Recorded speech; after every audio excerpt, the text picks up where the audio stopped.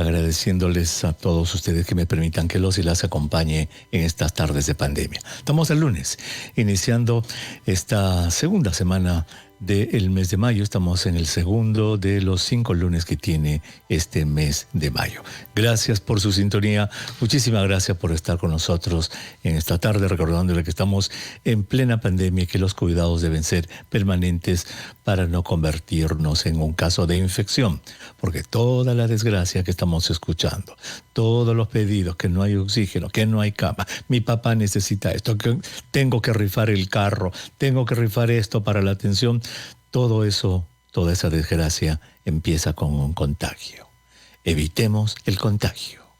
Y para eso ya usted sabe, la doble mascarilla, el guardar distancia con la gente, y ahora que sabemos que los aerosoles son la ruta principal de contagio, tener mucho cuidado con los espacios cerrados. Allí está el contagio. Cuando en un espacio cerrado hay mucha gente, allí puede estar el virus. Hoy día vamos a tener un programa especial. Vamos a tener el gusto de conversar nuevamente con el doctor Óscar Ugarte Ubillús, ministro de Salud, quien está con nosotros en el programa y a quien le agradecemos muchísimo que dé su tiempo para que los oyentes de RPP Noticias estén al día en cómo va la pandemia y otros asuntos de interés nacional. Señor ministro, qué gusto de saludarlo. Muy buenas tardes. Muy buenas tardes, Elmer. El gusto es para mí y muchas gracias por esta invitación. Ojalá podamos aclarar las dudas y las interrogantes que se planteen. Claro que sí, ministro. Siempre la palabra del ministro es muy, muy importante en lo que es la conducción de las políticas de salud del país. Ministro, ¿cómo estamos en la vacunación? A ver, estamos a 10 de mayo. La última vez que conversábamos, ya íbamos a estar en este momento habiendo vacunado a todas las personas de 80 años y ya quizás en mitad de camino de los de 70. ¿En qué situación estamos en este lunes 10 de mayo? Efectivamente, como bien has señalado, empezamos porque era lo necesario, ¿no es cierto?, con las personas de mayor riesgo, que son los adultos mayores de 80 años. Ese proceso culminó hace ya 2 semanas e iniciamos con los mayores de 70. Y cuando decimos de 70 a más, es porque siempre hay algunas personas que no se lograron vacunar siendo mayores de 80 en el momento que les tocaba, pero eso no los excluye. Y lo hemos dicho claramente, si hubo alguna persona como que efectivamente se ha demostrado que no se había vacunado o porque no se enteró o porque no podía ir en ese periodo, se vacuna ahora con los de 70 a más. Por eso no le ponemos un tope de 70 a 79, no, 70 a más. Y estamos avanzando en ese proceso. Uh-huh. Hemos medido que estamos un poco más rápido de lo que esperábamos y podríamos estar antes de culminar este mes de mayo empezando con la vacunación de los de 60 a más. ¿Con qué promedio estamos al día en este momento? ¿Cuántas vacunaciones al día de promedio estamos teniendo? Por el promedio de 7 días que se habla. Sí, por decir, el día sábado hemos vacunado 55.856 en Lima y Callao. Ahí todavía no están incluidos lo que se ha vacunado en las diferentes regiones, que ya empezaron también desde hace 2 o 3 semanas, pero está llegando recién la información. Ese es el pico, digamos así. Ese día ha superado lo que hasta el momento era el pico más alto, que fue el sábado anterior, 1 de mayo, que hubo mucha afluencia, que es cuando empezábamos con los de 70 a más, y que estuvo en el orden de los 40 y tantos mil.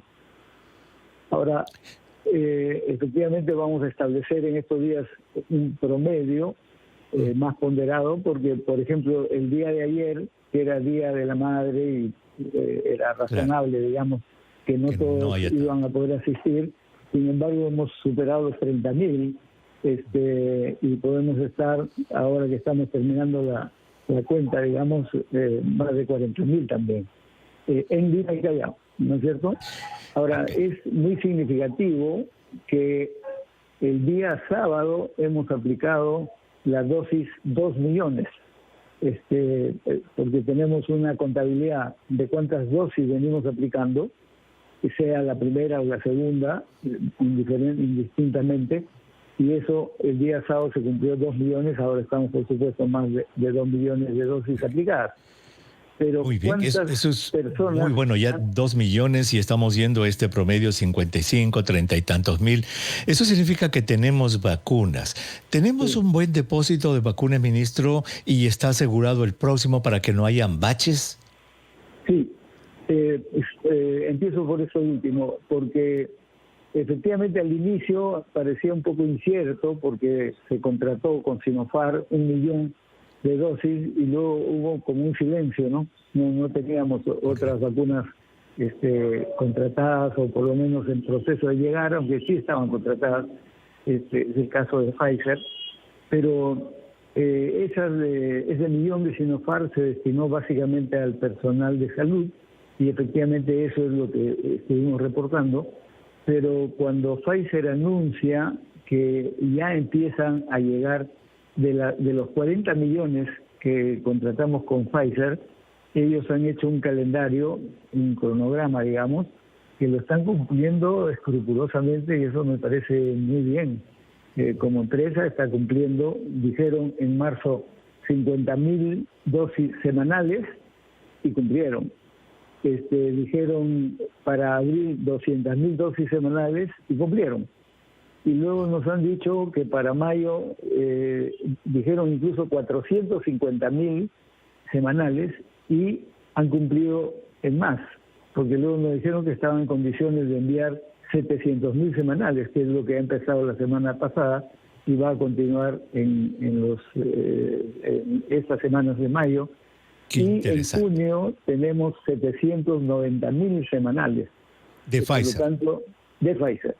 Pero además, por Sinopharm nos va a llegar 500.000 en los próximos días. Están por decirnos exactamente la fecha. Fabuloso. Y por AstraZeneca, vía COVAX Facility, hemos recibido ya 270.000 de un total de 1.290.000 que ofrecieron para que llegue en estos meses, y recibimos un adelanto, digamos, de 270.000 y está restando 1.020.000 que va a llegar a fines de este mes. Nos han ofrecido para la cuarta semana 510.000 y para fines de junio otros 510.000.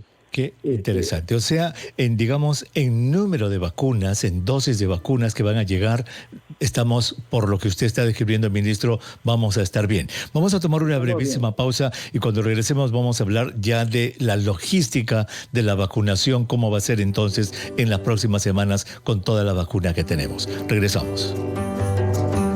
Soy el doctor Elmer Huerta, gracias por estar con nosotros. Si usted recién se une a nuestra transmisión, estamos conversando con el doctor Óscar Ugarte Ubillus, quien es ministro de Salud. Estamos revisando lo que está pasando con la pandemia, la vacunación, etcétera. Ya nos ha dicho que los números nos ayudan. Lo que se ha planificado es que están llegando las vacunas semanales de Pfizer en altos números y va a llegar AstraZeneca y tenemos Sinopharm. Ministro, entonces vamos a tener, regular cantidad de vacunas. Vamos a tener vacunas para que, no caigamos en el hueco de la primera etapa. Y desde el punto... Sí, para tenerlas bien precisas. A ver. Porque ya el presidente lo había anunciado y nosotros habíamos dicho también que ya estaban firmados convenios y en parte pagados por 48 millones de dosis que se descomponen así. 1 millón que había llegado ya de Sinopharm, 20 millones de Pfizer, 14 millones de AstraZeneca de una relación bilateral y 13.200.000 de COVAX Facility. Eso redondea los 40 a 48 millones. Pero hace pocos días, hace una semana, el presidente anunció también un nuevo contrato que se ha suscrito con Pfizer por 12 millones adicionales a los 20 millones que se suscribieron, y por lo tanto ya no tenemos 48, tenemos 60 millones confirmados, suscritos por contrato, Por lo tanto, los candidatos, señor ministro, ni el candidato ni la candidata ya van a decir que vamos a salir a comprar vacunas, que vamos a ir. No, ya ustedes le están dejando 60 millones de dosis de vacunas ya completamente pagadas. Y negociando otras. Por ejemplo, la Maleya, estamos negociando por 20 millones adicionales. También Moderna, también Johnson & Johnson, también Sinovac y CureVac están en proceso. O sea, vamos a dejar no solo las vacunas ya adquiridas y por lo tanto contratadas, vamos a dejar también una población vacunada, porque con seguridad nos van a llegar de aquí a julio 10 millones de dosis de esas 48, de esas 60 que hemos dicho. Y claro, si se ampliase unas llegadas adicionales, que también es factible, claro, no solo vacunaríamos 5 millones de personas, que es lo que tenemos previsto, sino ampliaríamos a más. Y les estaríamos dejando 50 millones de dosis para el siguiente gobierno. Muy bien. Yo creo que eso es muy, muy bueno que tengan ya firmado. Y acá, ya sé que se lo han preguntado, yo lo he escuchado a usted, pero quiero preguntárselo. Estos no son proyectos, esto no son cosas, sino ya está firmado el documento para que lleguen estas 60 millones de dosis. Y quiero reforzar ahí una idea, porque ¿cómo es el proceso? El proceso de negociación es las empresas con el gobierno. Tú bien sabes, Elmer, porque también te he escuchado informar que en el propio Estados Unidos las empresas le venden al gobierno, ¿no es cierto? Correcto. Otra cosa es que el sector privado pueda participar en la distribución, la aplicación. Correcto. Aquí también se está participando, pero el proceso de negociación las empresas prefieren hacerlo con los gobiernos. Esta negociación la conduce el propio presidente de la República con el equipo de Cancillería encabezado por don Alan Wagner, con gran experiencia en negociaciones. Nosotros aportamos, digamos, los criterios técnicos para esas negociaciones, las cantidades, magnitudes en función de nuestra previsión, y finalmente somos los que firmamos los contratos. Eso lo hace el Ministerio de Salud. Y por eso yo puedo dar fe personalmente que ese es el proceso. Y ese famoso comando vacuna, hemos escuchado que la Premier ha dicho que nunca ha existido tal comando vacuna, que todas las decisiones se han tomado solamente entre el Ministerio de Relaciones Exteriores y el MINSA. ¿En qué quedó eso del famoso comando vacuna? Es decir, entiendo que existe un grupo de representantes del sector privado que se han autodenominado así, pero efectivamente, como bien lo ha dicho la Premier, incluso hay un comunicado por escrito, en ningún momento han participado en ninguna de las negociaciones para conseguir las vacunas. Estas son estrictamente una responsabilidad del gobierno, con esa precedencia, digamos, del presidente de la República en la cabeza. Él ha hecho llamadas directas a otros presidentes o a primeros ministros en un proceso muy amplio de negociación. La Cancillería, con todo su profesionalismo, ha hecho las negociaciones ya específicamente por cada una de las empresas, que, como tú comprenderás, son bien complejas, ¿no? Porque tienen un conjunto de detalles técnicos, etcétera. Y el canciller, don Alan Wagner, ha estado a la cabeza de ese proceso, y nosotros contribuyendo desde nuestro lado, ¿no? Entonces, cuando escuchábamos que este famoso comando vacuna decía, no nos escuchan, van a perder las dosis de AstraZeneca, ¿cómo debemos tomar eso? No, pues son opiniones personales de personas que pueden ser muy distinguidas, pero que no han tenido ni tienen ninguna responsabilidad directa en este proceso. Muy bien. Y todas las relaciones se han establecido del gobierno con las empresas, porque además las propias empresas no buscan a sectores privados, buscan a los gobiernos, porque asumen la responsabilidad global. Es una venta en escala que obviamente les conviene, pero además hay un detalle. Las empresas no asumen la responsabilidad de cualquier riesgo que pudiese presentarse como efecto secundario por la vacunación. Correcto. Eso lo hace un gobierno. Mundial. Y eso lo hacen los gobiernos. Y no hay ningún privado que pueda asumir esa responsabilidad. Sí, sonaba muy raro. Claro. La verdad, ministro, desde el principio sonaba muy raro eso que un grupo de privados esté tratando de hacer eso. Bueno, me alegra que usted lo haya aclarado, la Premier lo haya aclarado. Ese es un grupo de voluntarios que nunca han tenido nada que ver en este asunto. Ministro, con relación a... hay algunas preguntitas sueltas que quiero hacerle. Uno es sobre las patentes. ¿Cómo estamos con esto de las patentes? Ya, bueno, hay una iniciativa mundial, todo el mundo apoya. ¿Existe algún tipo de, cómo le puedo decir, comunicado o adhesión de países que hay que firmar, que el Perú tendría que firmar bajo la égida de la ONU o OMS o alguien? ¿Entiende a lo que me refiero? Sí, entiendo perfectamente. Conozco la historia desde hace 30 años, digamos, cuando se instauran las patentes como un acuerdo mundial en la Organización Mundial de Comercio, y eso es a principios de los 90. Estas patentes se otorgan a aquellas empresas que han hecho investigación y han invertido durante años para encontrar determinado tipo de tratamientos que por eso mismo resultan siendo muy caros, ¿no? Es un proceso similar el que se ha seguido con respecto a las vacunas y tienen, por lo tanto, una protección que en las reglas internacionales es hasta por 20 años, donde nadie más puede producir ese producto. Ellos tienen la propiedad de la esencia química, digamos, tienen los datos para ese fin, y por lo tanto pueden cobrar lo que ellos consideren pertinente. Ese es el mundo de las patentes, pero ya desde hace años eso significaba demasiado injusto, para decir una palabra, con los países que no son productores de medicamentos, sobre todo de primera línea, y sucedió en el momento en que había mucha demanda por los antirretrovirales, cuando recién surgieron a fines de los 90 para el tratamiento de VIH-Sida. Brasil y Sudáfrica lideraron, no podían pagar los precios y decidieron unilateralmente lo que se dice quebrar la patente, es decir, tomar la información y ponerse a producir por su cuenta. Bueno, y eso se logró y bajó muchísimo los precios, pero en esta oportunidad, por ejemplo, el colegio... Con un detalle.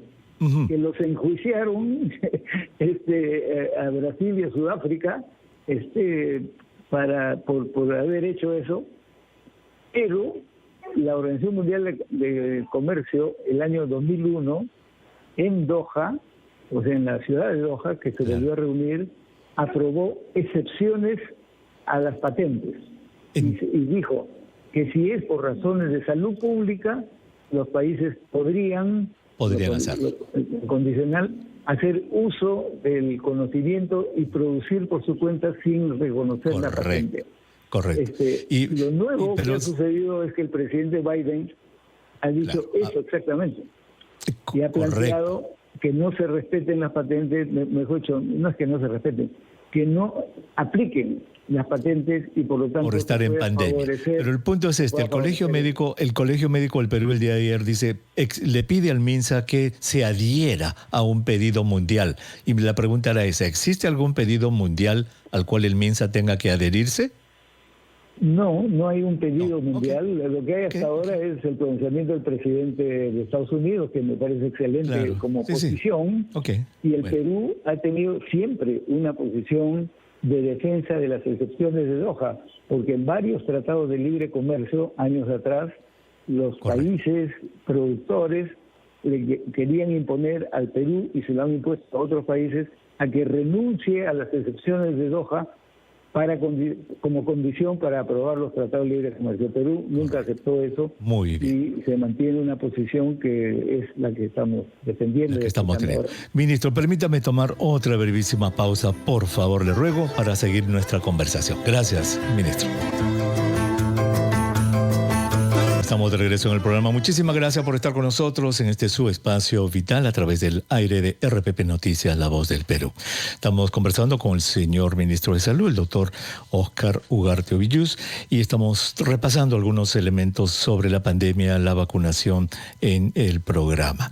Ya hemos hablado de patentes, hemos hablado del número de vacunas que están disponibles, de cómo se va a vacunar, que se piensa vacunar hasta el 28 de julio, por lo menos a unas 5 millones de personas, más de las que ya se han vacunado. Vamos a ver que eso ojalá que se haga, estaremos atentos a lo que se desarrolle.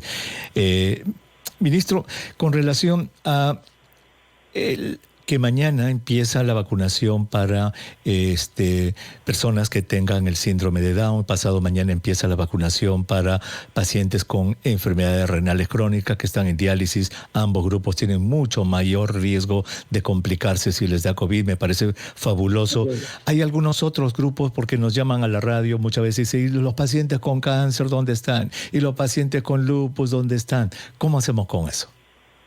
Todos están en la relación que obviamente con nuestros especialistas y con la participación del Comité de Ética que asesora al Ministerio de Salud y al Gobierno, sobre todo para definir las precedencias, ¿no? Quién va primero, quién después, en un mundo en que si bien estamos ampliando vacunas, no hay toda la cantidad suficiente como para decir, vacunemos ahorita a todos, ¿no es cierto? Entonces, esos criterios están siendo recogidos y por eso vamos a ir progresivamente. Se ha priorizado dos grupos, como son, lo has mencionado bien, las personas que tienen el síndrome de Down y las personas que están en hemodiálisis por algún problema renal. Uh-huh. Lo que se esperaba, y eso es lo que está trabajándose, es tener criterios definidos y por lo tanto definición de protocolos para poder, porque digamos la importancia tiene que estar definida también en protocolo por incidencia, por efectos adversos que puedan presentarse, etcétera. Pero también la forma de aplicación de la vacuna, que es muy diferente en unos casos de otros. Por ejemplo, en el caso de las personas que tienen síndrome de Down y que se va a aplicar a los que tienen de 18 años a más, al igual que todos los ciudadanos, ¿cierto? Uh-huh. Se va a aplicar en los centros de vacunación de los distritos ahí donde viven. Uh-huh. Simplemente van con su DNI en la información que se está dando de acuerdo al dígito terminal. Se les está dando determinadas fechas en los próximos días. Eso ya hoy se ha publicado en la página web del MINSA. De tal manera que hay un cierto orden, ¿no es cierto? Que vayan llegando en los horarios que se atiende, de 7 de la mañana a 4 de la tarde, y se les va a aplicar sin ningún otro requisito más que presentar su DNI. Se calcula que hay alrededor de 20.000, entre 10.000 y 30.000 personas con síndrome de Down en el Perú y 15.000 que están recibiendo diálisis. ¿Esos son los números correctos? ¿Sabe usted? Esos son los números correctos, efectivamente. Ambos están alrededor de 15.000. Puede siempre ser un poco más porque hay quienes no se registran. Sí. Muy bien, pero ministro, mire, se lo digo así, manejable. Se lo digo entre broma y serio y con cariño, obviamente. Mire, hablamos con usted hace como 6 semanas, y ha demorado 6 semanas que los pacientes con insuficiencia renal crónica y Down entren en este grupo. ¿No pasarán 6 semanas más para que entren los pacientes con cáncer y los demás? No, ¿por qué? Porque cuando hablamos hace 6 semanas no teníamos la cantidad de vacunas que tenemos ahora, ¿no es cierto? Ya, okay. Ese termina siendo el filtro. Es por eso que no dijimos todos los adultos mayores de 60, no, dijimos los mayores de 80, después 70. Lamentablemente en condiciones de restricción de acceso a vacunas tenemos que hacer esas precedencias. Pero vamos a ir rápido. Y ya tenemos más vacunas, ya tenemos más vacunas, correcto. Tenemos más criterio y yo espero que esto vaya involucrando progresivamente a diversos grupos, porque hay también algunos grupos que en realidad no son muchos, Entonces, cuando se decida, va a ser relativamente fácil y en corto tiempo vacunar a todas las personas que tengan esa comorbilidad. Ministro, sí. Hace 4 días la Defensoría del Pueblo pidió que el Ministerio de Salud retire a la ivermectina de la guía de tratamiento ambulatorio. La verdad que yo pensé que ellos lo habían retirado, pero no, la Defensoría del Pueblo les ha pedido a ustedes que lo retiren. ¿Cómo está eso? Sí, no, se va a retirar. No, pero no se ha retirado porque hablamos con usted hace 6 semanas. Igual me dijo, no, esto ya está para salir y todavía. Bueno, lo que pasa es que no es solo el tema de la ivermectina, sino que se está haciendo una revisión más de conjunto de los tratamientos. Han surgido varios tipos de tratamiento, como comprenderás, Elmer, y se va a hacer una visión de conjunto, entre ellos el tema de la ivermectina, donde no hay ninguna duda, a partir de toda la información científica claro. Y particularmente de la Organización Mundial de la Salud, que no tiene un efecto demostrado, ¿no es cierto? Entonces, pero eso es parte de una definición un poquito más amplia que va a salir próximamente. Hay otro asunto que surgió esta mañana en una conversación que tuvimos aquí en la radio, que hay mucha gente que se está automedicando en la casa, ministro, con oxígeno. Compran sus balones de oxígeno, hasta compran máscaras de alto flujo y las tienen en la casa y sin ninguna supervisión médica se administran el oxígeno en la casa y a veces hay toxicidad y llegan ya muy enfermos al hospital. En ese sentido, la Villa Panamericana está copada de personas, hay campo allí, hay suficiente información para que la gente use esta Villa Panamericana en vez de estar en su casa automedicándose. El año pasado se dio una norma que es muy positiva, justamente para habilitar centros estos de atención temporal. Intermedios, claro. Así es. No había norma incluso en su momento, necesito que funcione cosas de ese tipo. Y se dio la norma, esa norma está funcionando. Un ejemplo típico son lo de la Villa Panamericana, pero se han abierto numerosos centros, cerca de 100 durante el año pasado y luego se han seguido ampliando, porque cumplen una excelente función justamente para persona que es detectada, se lo aísle, porque ya sabemos, sobre todo con las nuevas variantes, que si regresa a su casa va a contagiar a todos. Correcto. Y estos centros de atención temporal era la forma en que esos casos diagnosticados no contagien a más y que se queden, como se ha demostrado en la gran mayoría de los casos, como casos leves, terminan sus 15 días, claro. A veces un poquito más, y se les da de alta y se resolvió ese problema. En el caso de la Villa Panamericana, la Villa Panamericana tiene 7 torres hábiles. Iniciaron 2 funcionando el año pasado. Se recordará que se le dio a Salud la responsabilidad de administrarla, pero para uso para todos, no solo para los asegurados de salud. Y así ha venido funcionando. Después se habilitaron 2 más, después una para el personal que trabaja ahí, que prácticamente vive ahí, y que tengan sus habitaciones y demás, y eso ha ido fluctuando. En el último tiempo, efectivamente, nuevamente, porque hubo un momento en que bajó, ¿no? Cuando pasó la primera ola, bajó la demanda, pero luego se ha incrementado. Hay 4 torres que están funcionando y se están habilitando las otras 2 más. Pero además hay otros ambientes, tanto en Lima como en provincias. ¿Y a qué capacidad estamos en esas torres? ¿Estamos llenos o hay campo todavía para pacientes? Las 4 torres se llenaron, ¿no? Sobre todo en las últimas semanas, con esta demanda tan alta de la segunda ola. Y por eso se ha ampliado. Entiendo. Y eso nos da un respiro para las próximas semanas.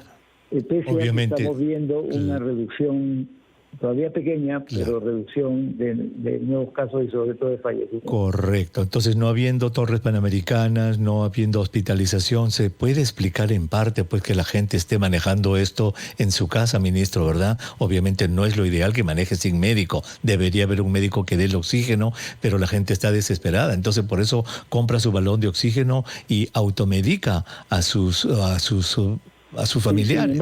Sin embargo, Elmer, lo que venimos desarrollando en los últimos meses en el marco de fortalecer el primer nivel de atención, que el año pasado se descuidó, ¿no es cierto? Todos sabemos eso, es que pueda haber en el primer nivel de atención el diagnóstico y vigilancia aún en los casos de atención domiciliaria, de tal manera que si requiriese oxígeno sea bajo receta médica y supervisión.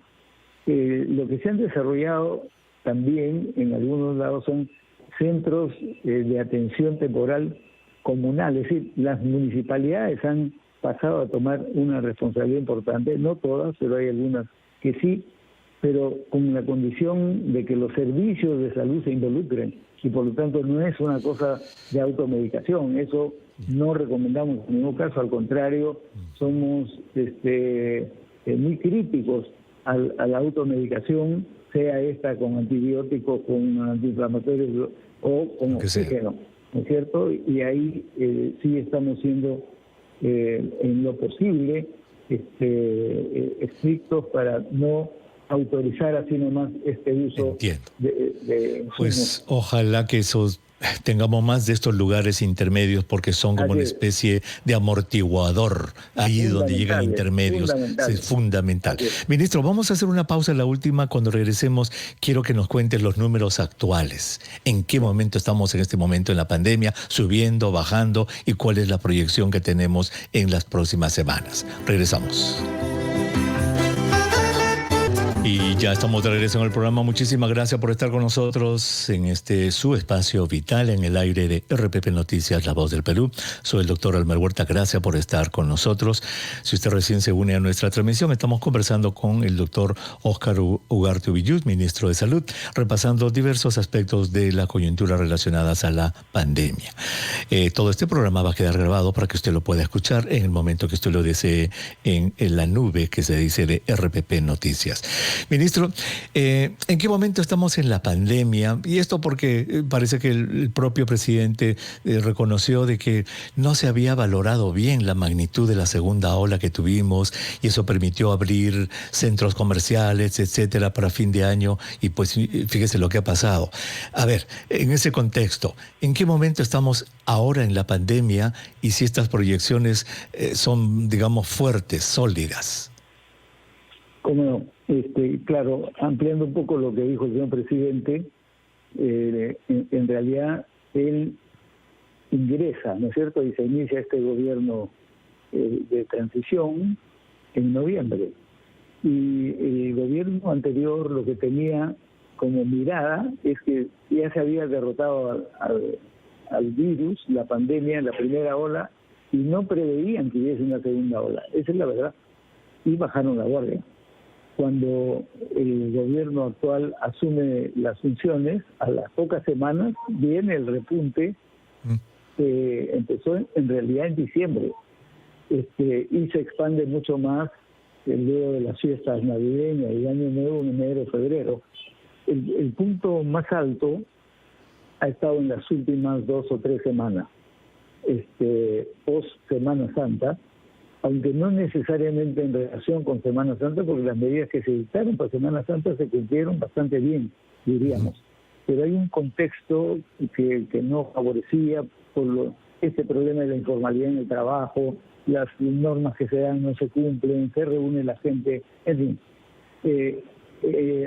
Desde la semana pasada lo que se ha notado, primero fue un desaceleramiento del número de nuevos casos.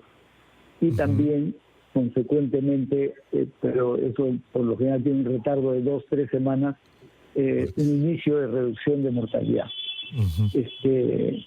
Actualmente esa tendencia se mantiene. Todavía no para decir ya hemos superado la segunda ola, pero sí con expectativa de lo que podamos constatar esta semana que viene y la subsiguiente, para poder decir ya una tendencia de reducción de la segunda ola. Sin embargo, como bien sabes, Elmer, nada significa que no podamos estar expuestos a una tercera ola. Les ha pasado a los europeos, a los Estados Unidos y demás, porque mientras haya virus circulando, y ahora hay virus con variantes, ¿no es cierto?, mucho más agresivas, y personas susceptibles, las olas van a poder seguir apareciendo.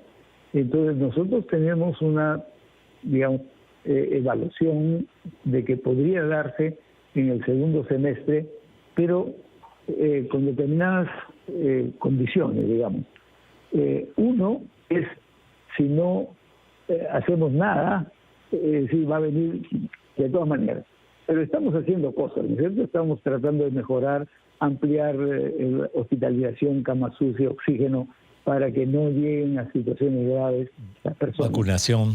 Pero el otro gran elemento es la vacunación. Como bien sabes, para poder llegar a lo que se denomina una inmunidad de rebaño, necesitaríamos vacunar al 75-80%. Falta un montón para eso. ¿No es cierto?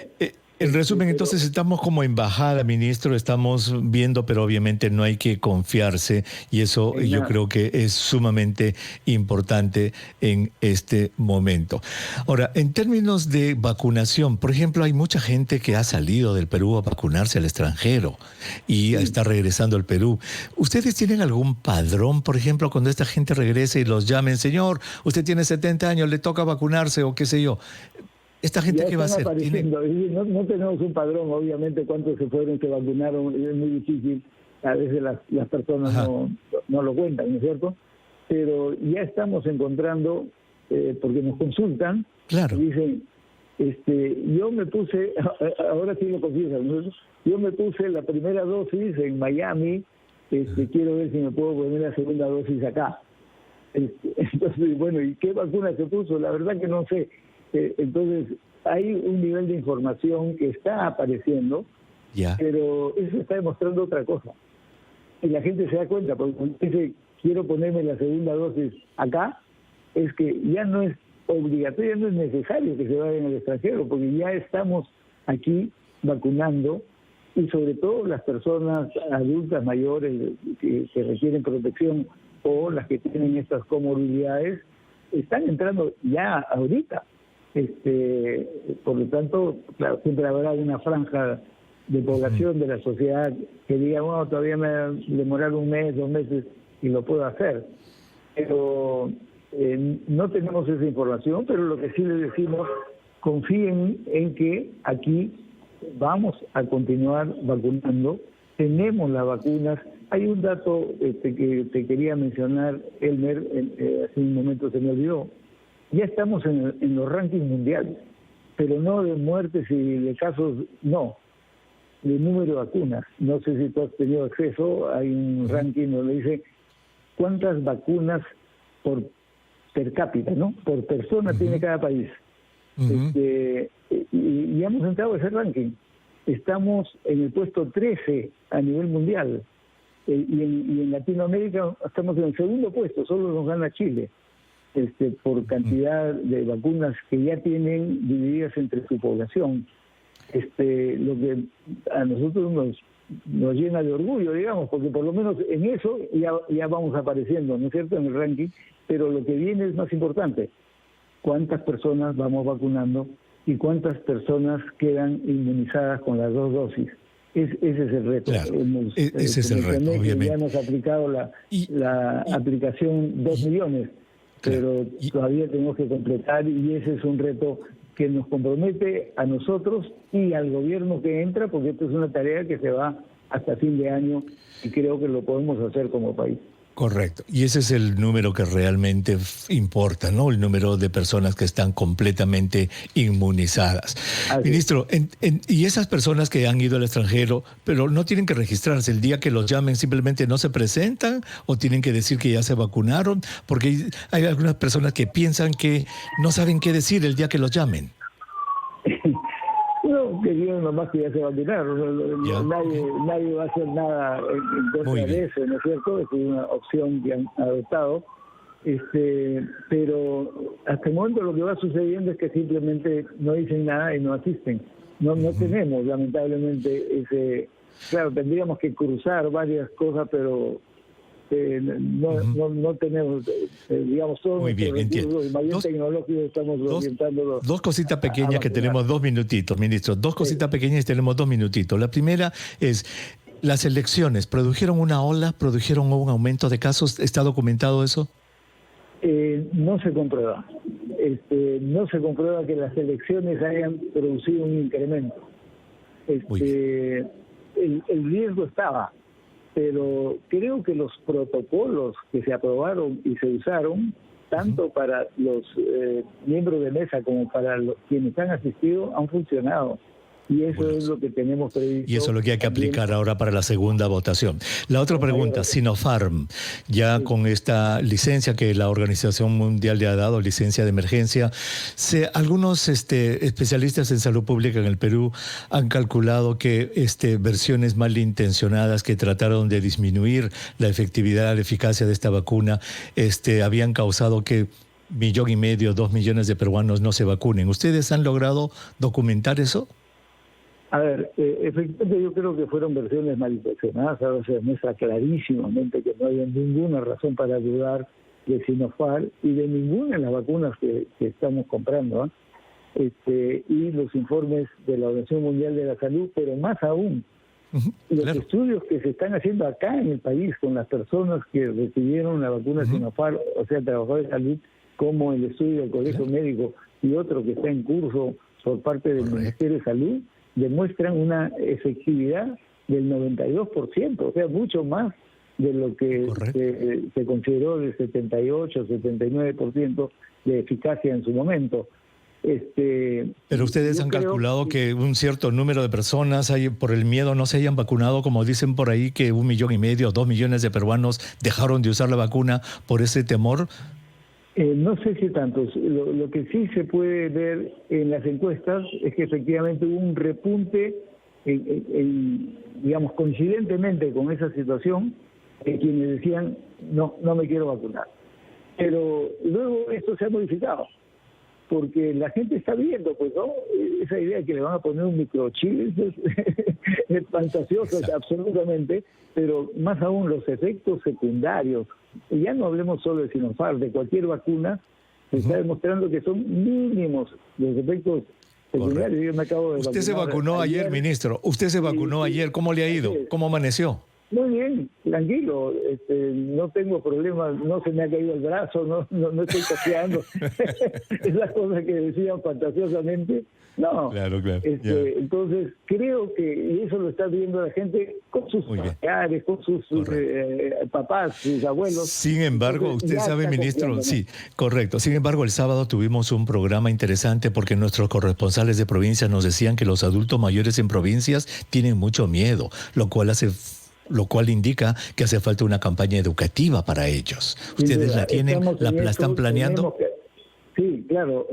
Se ha empezado. El día de ayer hemos lanzado una campaña de comunicación, que es cierto que es uno de nuestros déficits, ¿no? Reconocemos que no hemos hecho lo que había que hacer. Ahora estamos tratando de superar esto. Desde la PCM se ha iniciado una campaña que nos involucra a todos los ministerios, sin duda, para explicar las bondades de la vacuna y además no solo bondades para cada persona de manera individual, sino socialmente, porque si, como ya lo hemos dicho, si no logramos vacunar entre el 75 y 80% de la población, esta inmunidad de rebaño de la cual tanto se ha hablado, no lo conseguiremos. No hemos hecho todos nada. Muy nos bien. Vamos a perjudicar. Correcto. Señor ministro, mire, muchísimas gracias. Se dice que un funcionario público trabaja para su público, para el pueblo que lo elige. Y el hecho que usted nos haya dado esta hora a los oyentes de RPP Noticias significa mucho para ellos. Han tenido la oportunidad de escuchar a su ministro de Salud por 1 hora completa y le agradecemos muchísimo ese tiempo, ministro. Gracias por haber estado con nosotros. Muchas gracias, Elmer, por esta oportunidad. Muy amable. Muchísimas gracias. Este espacio está siempre abierto a usted, ministro, y al Ministerio de Salud para que cuando quieran comunicar, lo usen, por favor. Nosotros nos vamos, nos hemos pasado un poco el tiempo. Betty Elías y Catalina Quinto produjeron el programa. Sergio estuvo en los controles digitales de RPP Noticias y nosotros nos despedimos hasta el día de mañana a las 7:30 de la mañana. Sergio Roldán en la primera edición de la Rotativa del Aire con nuestro segmento de Ciencia y Medicina. Muy bien, usted escuchó al ministro de Salud, usted saque su línea, como dicen. Hasta mañana.